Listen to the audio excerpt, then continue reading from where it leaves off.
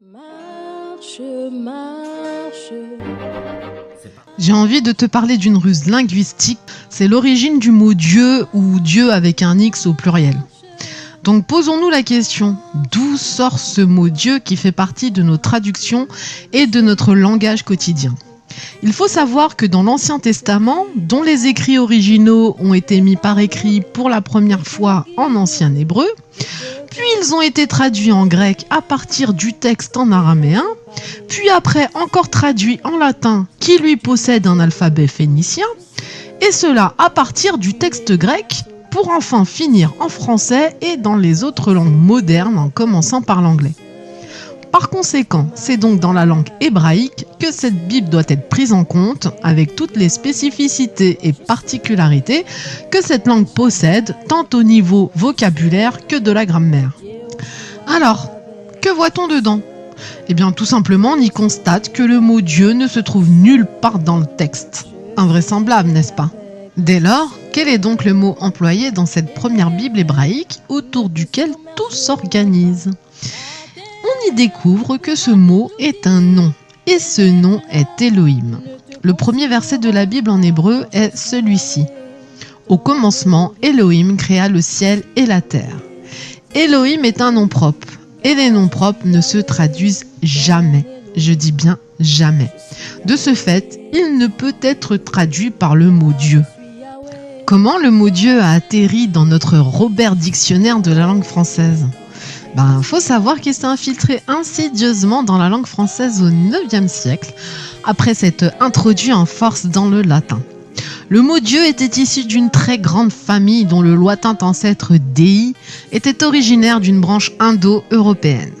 Jadis, le vieil ancêtre Dei symbolisait la lumière du soleil et les phénomènes qui s'observaient dans et sous le dôme céleste. Le premier-né de cette ancienne famille est notre mot jour.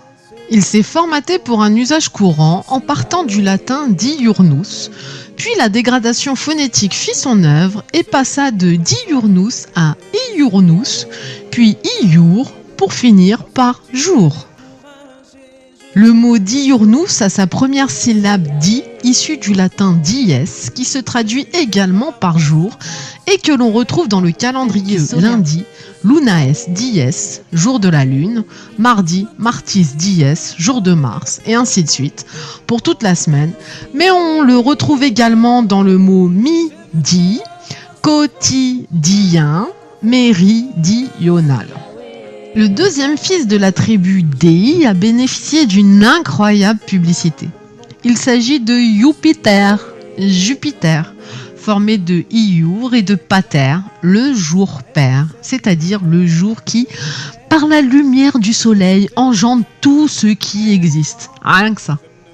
Puis le temps passa, et par une interversion de sens et une extension, le jour père se transforma en le père du jour. Les Romains, que l'Occident a pris pour modèle, ont intégré sous le nom de Jupiter le Zeus des associateurs polythéistes grecs. Le Zeus grec, qui se prononçait Zeus, a dérapé jusqu'à Deus, latin, prononcé Deus.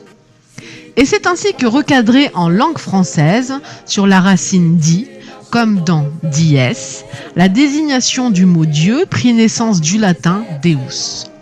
La racine di demeure toujours dans le latin divus, qui a donné deux filiations françaises, d'un côté devin, deviner, et de l'autre divin, divinité, divination.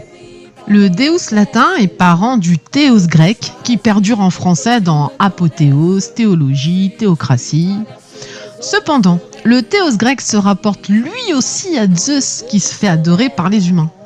Tu peux facilement aller vérifier tout ça par l'étymologie des mots, une science extrêmement précieuse dans cette guerre des mots qui permet de connaître leur sens premier à l'instant de leur naissance. En utilisant le mot théos à l'époque de l'égaré Archimède, puis le mot Deus à l'époque d'un autre égaré nommé Jules César, les Grecs et les Romains évoquaient Zeus, Jupiter, qui était leur culte absolu de leur adoration.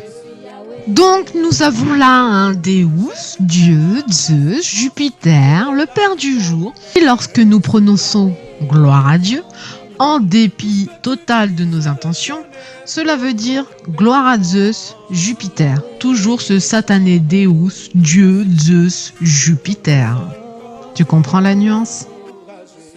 On aimerait bien savoir qui se cache derrière l'entité Deus, Dieu, Zeus, le père du jour, Jupiter. Et cette usurpation d'identité profite de toute évidence à un diable nommé jadis ici-bas Deus, Zeus, Jupiter, et aujourd'hui appelé Dieu. Donc nous avons là un Deus, Dieu, Zeus, Jupiter, le père du jour. Il s'est fait adorer par les polythéistes grecs, puis par le reste du monde. Il possédait toute une collection de diables de l'Olympe à glorifier, avec Deus, Dieu, Zeus, Jupiter à leur tête. Et ce sont ces mêmes diables que notre société moderne nous fait adorer tous les jours par leur calendrier. Réfléchis bien à cette ruse linguistique, le fait de dire Dieu. Je suis Yahweh, ton